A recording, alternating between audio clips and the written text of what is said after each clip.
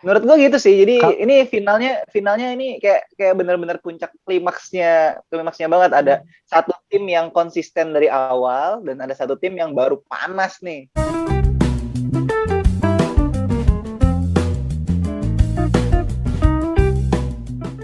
Halo, halo, halo, halo. Sudah sampai final kita di final Euro dan artinya hadiah akan kita bagi untuk Liga Euro yang kita buat kemarin. Yo, Lu kayak mau rata ya, abis ngegolin langsung begini ya. Gol wantu PS1 anjir, GG. Bicara yang udah gugur lah. Kita sekarang jadi di minggu ini kita mau bahas tentang pertandingan final antara Italia dan antara Italia melawan Inggris gitu. Loh, bukan Jerman ya final? Jerman lagi. Jangan ntar nanti Piala Dunia Jerman. Piala Dunia kemarin. Nih, lu bukan kayak mau rata, lu kayak mau digebukin. Oh, dia Itu yang mau digebukin. Raka yang ngeledek lu, malah gue yang mau digebukin, Pak. Mau rata mau digebukin ya dah. Oke dah. Tapi gue seneng nih. Gue seneng nih sebelum final ini kan kita lengkap gitu bertiga. Jadi memang kita alhamdulillah udah benar-benar fit nih. Kemarin kan kita sempat ini ya, sempat absen lah, membiarkan Bayu bersolo karir dan kayaknya nggak enak. Sian dia, solo karir kayak korek api. Jadi langsung aja nih, gimana nih menurut lu Italia nih perjalanannya sebelum final? Sebelum kita ngebahas tim kita ini dulu lah, cerita sedikit lah tentang Italia. Gimana menurut lu? Italia adalah, menurut gua adalah tim yang paling konsisten ya di Euro 2020 ini. Konsistennya kenapa? Ya dari segi permainan, dari segi menjaga tempo dan juga pola serangan. Itu menurut gue sih paling konsisten sepanjang ini. Cuman lawannya Inggris itu walaupun di awal-awal tidak meyakinkan, tapi di fase gugur ini dia ibarat mesin diesel baru panas di fase gugur. Jerman dia, itu punya Jerman. Oh, mesinnya Jerman diambil ya. Dia habis ke Jerman terus diambil mesinnya langsung tancap gas. Iya. Menurut gue gitu sih. Jadi ini finalnya ini kayak benar-benar puncak klimaksnya banget. Ada satu tim yang konsisten dari awal dan ada satu tim yang baru panas nih. Jadi kayak ini final yang cukup ideal sih di Euro 2020 ini. Iya. Walaupun memang kemarin gue menjagokan sebenarnya kalau Denmark masuk final kayaknya lebih seru ya. Kayak zamannya Portugal kemarin di Euro 2020 kan.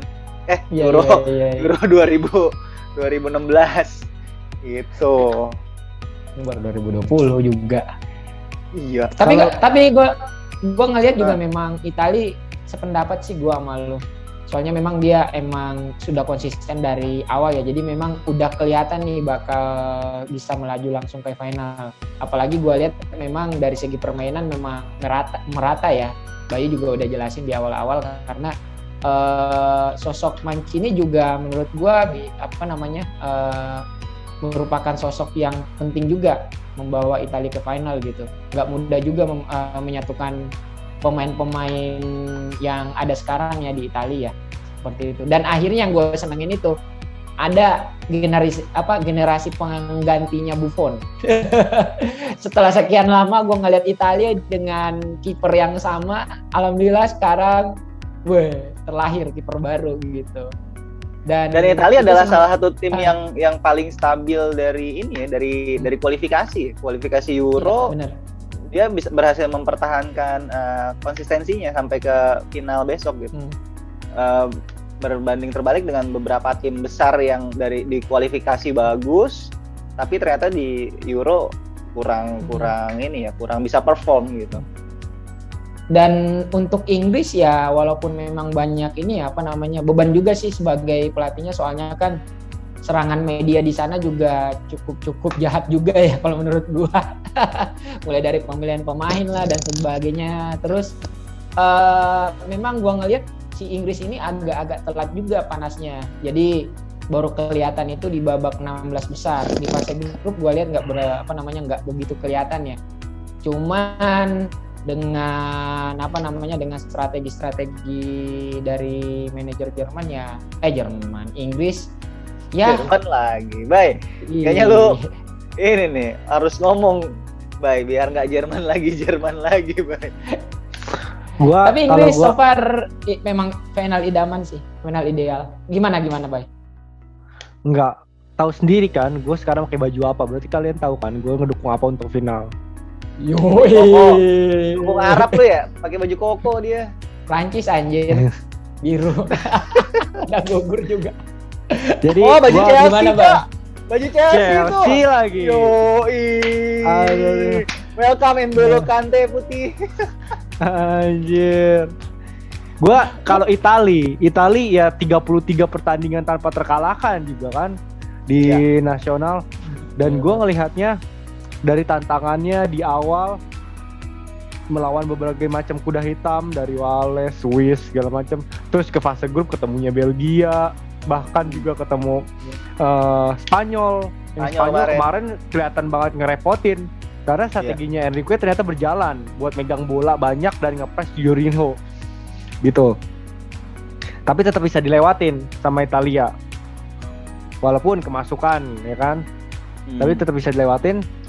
Dan Italia kelihatan ada plan B-nya setelah bermain menyerang, terus plan B-nya dengan bertahannya dari Spanyol kelihatan dia bisa ngubah. Nah, gue tetap pede di Italia. Kalau Inggris emang gue akuin sih dia lagi dikdaya ya, apalagi pas keluar dari knockout, mungkin dari motivasi setelah mengalahkan Jerman, tim kuat, jadi dia motivasi tinggi gitu. Dan tim kuat ya 16 besar. Ada faktor juga ya, nanti kalau Jerman jatahnya Piala Dunia aja 2020. Karena harus gue tonton kalau yang di Qatar. Amin. Iya, amin. Berangkat kita ke Qatar, yoi. Beda.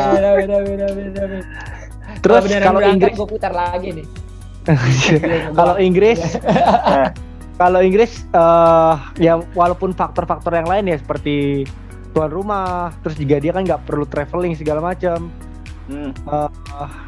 Lagi tinggi momentumnya, lagi tinggi semangatnya juga ya, dua-duanya benar-benar lagi tinggi sih. Cuman kalau Inggris untuk individual skill masih di atas Italia, tapi Italia tim yang berpengalaman di kompetisi.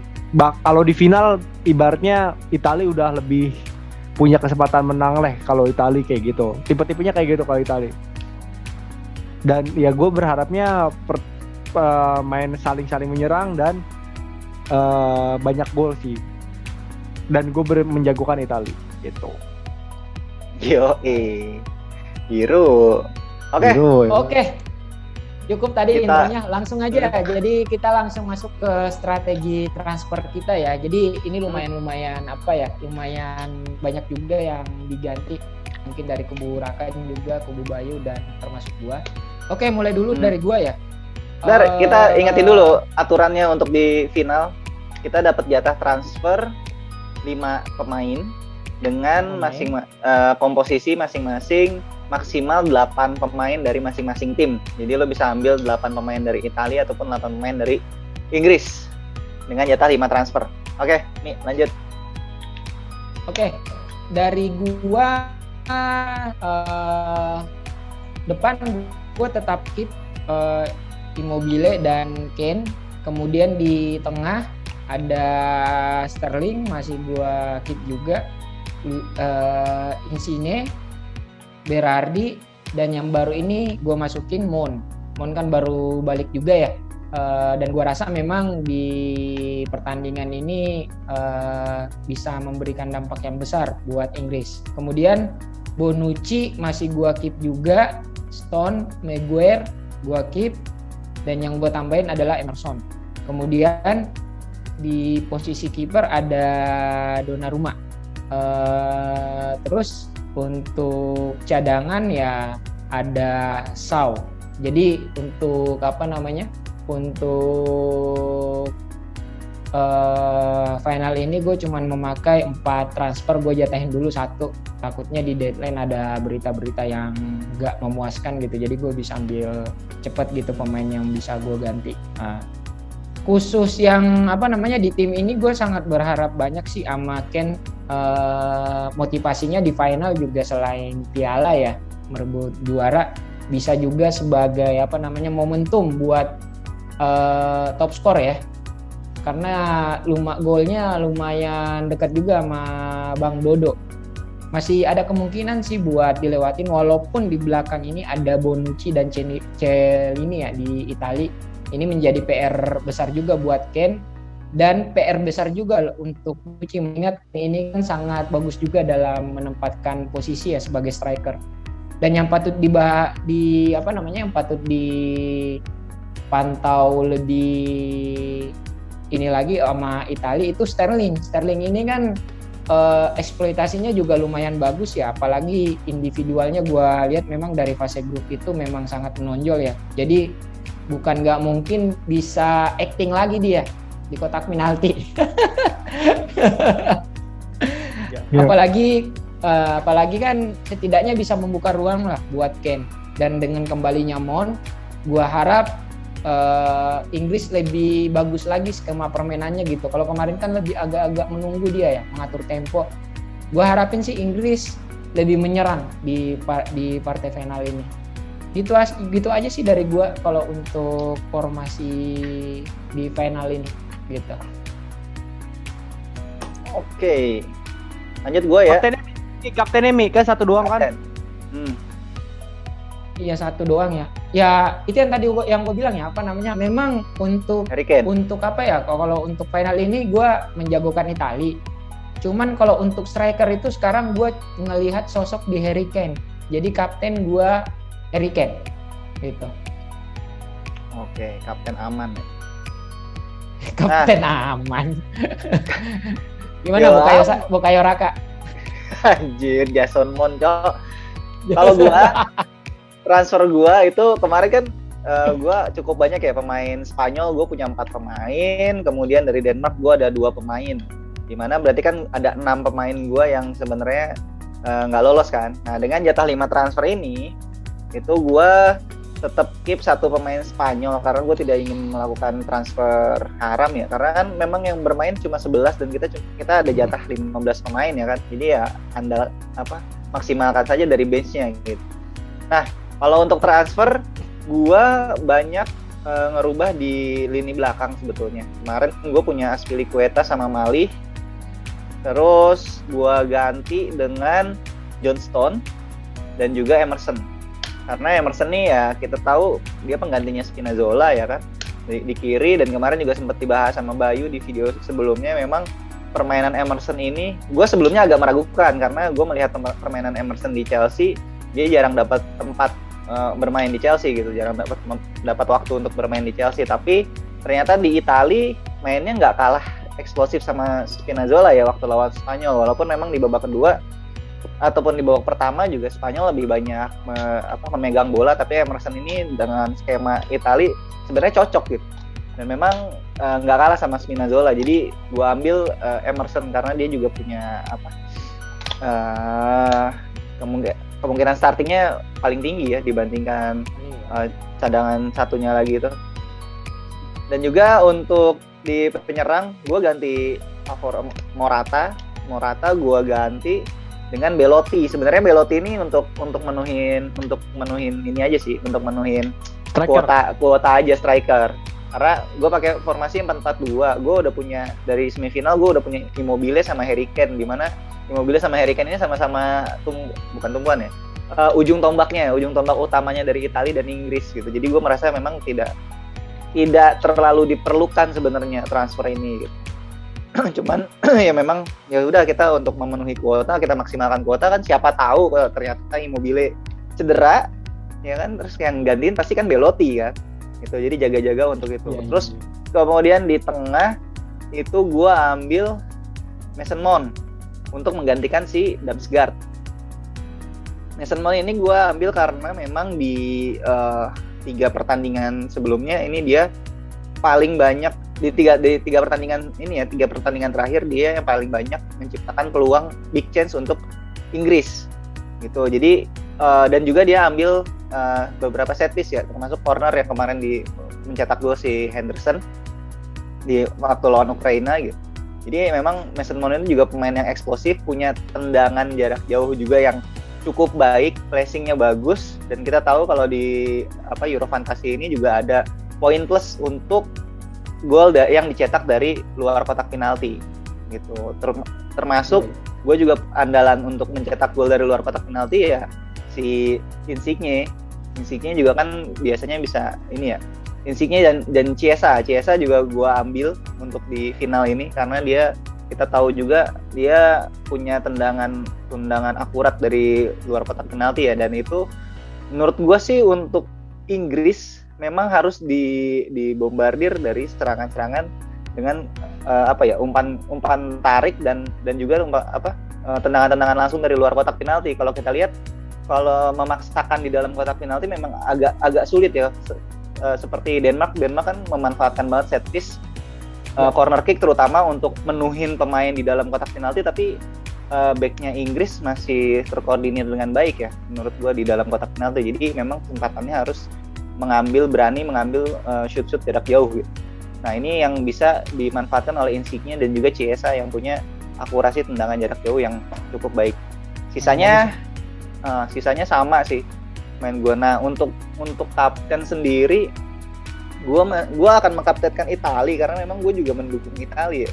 Mendukung Italia karena agak kurang seneng gue jujur sih, sebelumnya di pentas internasional ini gue sering banget menjagokan Inggris ya, terutama untuk zaman keemasannya di Inggris yang ada Frank Lampard, Gerrard, Terry, Rio Ferdinand ya kan. Itu kan wah zaman keemasannya ya zaman keemasan Inggris lah, dan itu gue mendukung banget Inggris sampai mungkin Euro terakhir pun gue masih mendukung Inggris. Tapi di Euro 2020 ini gue agak kurang respect sih sama pemain-pemainnya yang kelihatan kok ini ya dari cara mainnya biasa aja tapi songong-songong gitu. Jadi gue lebih mendukung Italia yang secara tim kayak lebih terlihat lebih kompak dan lebih saling support ya. Gue seneng Italia karena mereka merayakan keberhasilan defensif seperti merayakan gol. Jadi kalau mereka berhasil menahan serangan itu, Donnarumma bisa menepis serangan ataupun bisa clearance dari Chiellini atau Bonucci, mereka tuh kayak merayakan itu sebagai kayak suatu gol gitu. Jadi gue melihat kekompakan dan seneng aja gue lihat itu, dan gue berharap memang Italia bisa berakhir manis ke perjuangannya di Euro 2020 ini. Jadi untuk kapten mungkinan gue akan pilih Insigne ataupun Chiesa.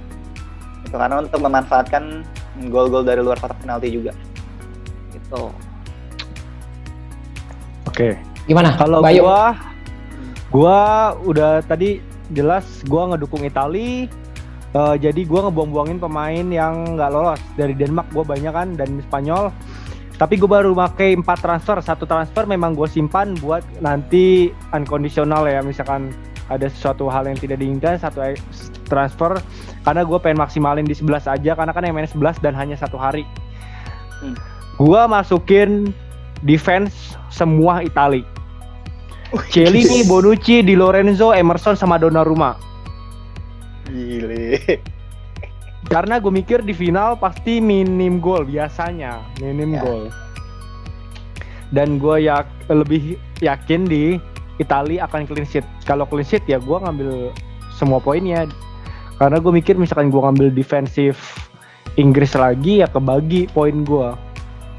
Gitu. Ya tapi kalau zongnya misalkan si Inggrisnya yang clean sheet, Italia yang kebobolan, hancur gue. Tapi itu ya price yang gue harus bayarkan gitu. Bahkan Maguire aja ada gue cadangin karena gue pengen full defense Italia gitu strategi gue. Untuk di tengahnya gue Sterling gue transferin Bukayo Saka masuk ya karena dia kayaknya nail sih jadi penyerang kanan. Terus gue masukin Insigne sama Chiesa. Tengahnya karena tengah itu sih yang menjadi penyerang, sisanya kan Italia sama Inggris tengahnya kan lebih sibuk di berantem di tengah. Maun, Berantem. Calvin Phillips, Declan Rice, Verratti, Barella sama Jorginho. Bahkan Verratti yang menyerang itu lebih banyak ngadu di tengah. Kalau di PSG kan dia kan nyerang kan, dia attacking midfielder kan. Tapi kalau di Italia di benar-benar di set dia buat berantem di tengah. Verratti, Barella, Jorginho tuh kan kecil-kecil ya. Kecil-kecil tapi kocak. Maksudnya tuh rusuh gitu loh. Rusuh ya. Kayak Kante dong. Iya, nggak serusuh Kante sih. Tapi seenggaknya rusuh lah. Rusuhnya itu dia juga bisa umpan-umpan cepat. Italia sih itu sih kehebatannya. Kalau Inggris kan pakai di tengahnya tipe penghancur kebanyakan Phillips sama Declan Rice kan, kecuali Mon yang bisa bola langsung kan.